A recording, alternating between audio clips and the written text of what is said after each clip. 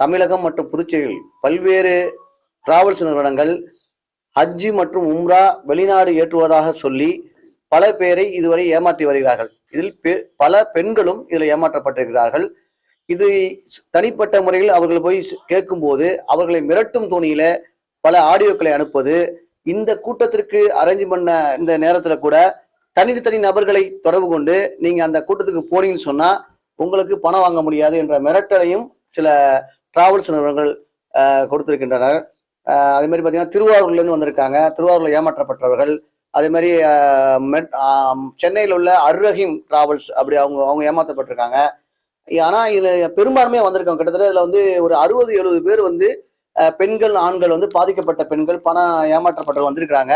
இதுல பெரும்பான்மையா ஏமாற்றப்பட்டவர்கள், பெரும்பான்மை என்றால் இங்க வந்திருக்கக்கூடிய 5 நபர்களை தவிர அத்தனை நபர்களும் காரைக்காலில் உள்ள சஹாரா டிராவல்ஸ் என்ற நெய்னா முகமது என்ற நபர் மூலமா ஏமாற்றப்பட்டிருக்கிறார்கள்.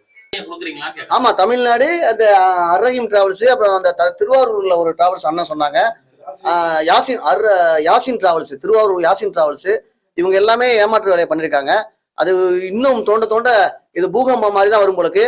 இது மாதிரி ஒரு இறைவனுடைய திருப்பெயரை சொல்லி புனிதமான ஒரு இடத்துக்கு, அதாவது இஸ்லாமியர்கள் கடமையான ஹஜ்ஜி, அதாவது இறுதி கடமையை செலுத்துவதற்காக பல்வேறு கஷ்டங்களுக்கு மத்தியில அவங்க வெளிநாட்டுல சம்பாதிக்கக்கூடிய கணவர்களுடைய பணத்தை கொண்டு வந்து அவங்க செலுத்தும் போது ஒரு மனசாட்சியே இல்லாமல் இது போன்ற மோசடி செய்யக்கூடிய கும்பல்களை எந்த ஒரு தயவு தட்சணையும் இல்லாமல் அதிகபட்ச தண்டனை என்ன இருக்க மோசடிக்கு அதை வந்து இந்த நிறுவனங்கள் நம்ம மாவட்ட ஆட்சியரும் காவல்துறையும் புகாரே வராட்டி கூட அவங்க மேல விசாரணை பண்ணி நடவடிக்கை எடுக்கணும்.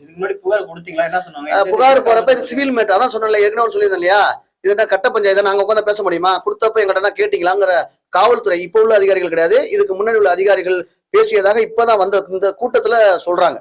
அப்ப வந்து காவல்துறையும் ஒரு மனசாட்சியோடைய இந்த இது மேல நடவடிக்கை எடுத்து இந்த மக்கள் பாதிக்கப்பட்ட மக்களுக்கு பணத்தை பெற்று தரதுக்கான முயற்சிகள் பண்ணும். இனியும் இது போன்று யாரும் செய்யாம தமிழகம் புதுச்சேரியில, நான் சொல்றது ஃபுல்லாவே தமிழகம் புதுச்சேரி முழுவதுமே இந்த ஹஜ் உம்ரா செய்யக்கூடிய அனைத்து நபர்களுடைய இந்த மோசடியை வந்து நிறுத்திக்கணும். இல்லைன்னா ஒவ்வொரு பகுதியிலும் இந்த மீட்பு குழு உருவாக்கப்படும், அதற்காக போராடும். அஸ்ஸலாமு அலைக்கும். என் பேரு ஃபாத்திமா பி, ஊர் பாண்டிச்சேரி. 2019 நாங்கள் வந்து பணம் கட்டணும் உம்ரா போகிறதுக்காக ஒரு போஸ்டர் பார்த்தோம் எங்கள் பள்ளியாசல் கிட்ட. அது கம்மியாக இருக்குதுன்றனால எங்களுக்கு போகணும்னு ஆசை இருந்தனால நாங்கள் பணம் கட்டணும், கம்மியில் போகலாமேன்னு. ஆனால் அப்போ அனுப்பலை. அப்புறம் உடனே கொரோனா வந்துச்சு. கொரோனாவால் ஏமாற்றி தள்ளிக்கிட்டே போயிட்டார். ஆனால் இதுக்கு இடையில எங்கள் பிள்ளைங்க எவ்வளோ பணம் உழைச்சல், எங்கள் ஆம்பளைங்கெல்லாம் ரொம்ப திட்ட ஆரம்பிச்சிட்டாங்க, இப்படி ஏமாந்துட்டீங்களா சொல்லிட்டு. நாங்களும் அதையும் பொறுத்து நின்றுட்டோம். அப்புறம் கொஞ்சம் கொஞ்சமாக கேட்டு வீட்டுங்களில் நிறைய பிரச்சனைகள் நடந்துச்சு. இதில் போகலான்னு நினச்சி வயசானவங்களும் கொஞ்சம் கட்டியிருந்தாங்க. வயசானவங்க யார் கட்டி இருந்த போது யாருக்குமே அவர் சொல்ல. ஆனால் எது கேட்டாலுமே அசிங்கமான வார்த்தைகள், பெண்கள்னு கூட பார்க்கறது இல்லை. அவங்கள போய் நம்ம ஒரு ஆம்பளை பேசுகிறோமே, ஒரு ஈமான்தாரியா ஒரு முஸ்லீமா அவர் இல்லை, ரொம்ப கஷ்டப்படுத்திட்டாரு. மன உளைச்சல் அதிகப்படியாக இருந்துச்சு.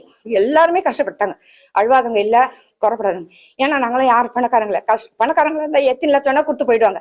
கஷ்டப்பட்டு சம்பாதிக்கிறவங்க கம்மியில் போகலாமேன்னு தான் போனாங்க. ஆனால் அவர் ஏமாத்திட்டார். அப்புறம் ஒரு வருஷம் எப்படியே கேட்டு பார்த்தோம். 1 வருஷம் 2 வருஷம் ஆச்சு. எங்கள் ஆம்பளைங்களும் ஓஞ்சிட்டாங்க, நாங்களும் ஓஞ்சிட்டோம். அப்புறம் கம்முன்னு விட்டுருக்கலாம். இப்போ 2023 நாங்கள் இன்னும் 40,000 நீங்கள் மேலே கட்டுங்க, டிக்கெட் விலை ஏறி போச்சு, அதனால நீங்கள் கட்டினா உங்களை ஏற்றுறேன், பணம் என்னால் கொடுக்க முடியாது, நான் நஷ்டமாயிட்டேன்னு. சரி, எப்படியோ பணம் வாங்க முடியலையே, இன்னும் கட்டிட்டா நம்ம ஏமாத்திராத நம்மளை ஏற்றிடுவாரு. அப்பயும் நம்பிக்கை வச்சோம். மறுபடியும் பாஸ்போர்ட்டும் 40,000 1 மணி நேரத்தில் அந்த 34,000 கரெக்டி கொடுக்க சொன்னாங்க. ஒரு டைம் கூட கொடுக்கல.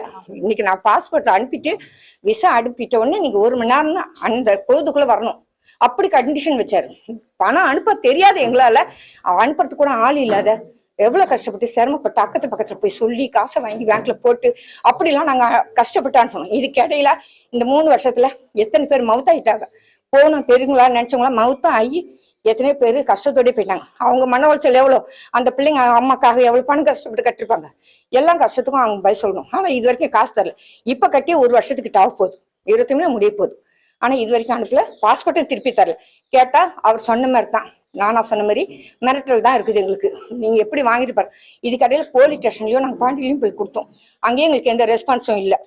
அது கேட்டதுக்கு தான் எத்தனை போலீஸ் ஸ்டேஷன் போனீங்க, உங்களால என்ன இப்படியே கேட்கிறாரு, ஒன்றும் செய்ய முடியாது அப்படின்னு ஓஞ்சிட்டார். அப்புறம் தான் இந்த குழு எப்படி எங்களுக்கு தெரிய வந்து இது மூலியமானாச்சும் முயற்சி பண்ணுவோம்னு நாங்கள் செய்கிறோம். எங்கள் பேர் நபிஷாபி. நாங்களும் பாண்டிச்சேரியிலேருந்து அந்த குரூப்லேருந்து தான் வந்திருக்கிறோம். நாங்கள் 22 பேர் பாண்டிச்சேரியிலேருந்து பணம் கட்டியிருக்கோம்.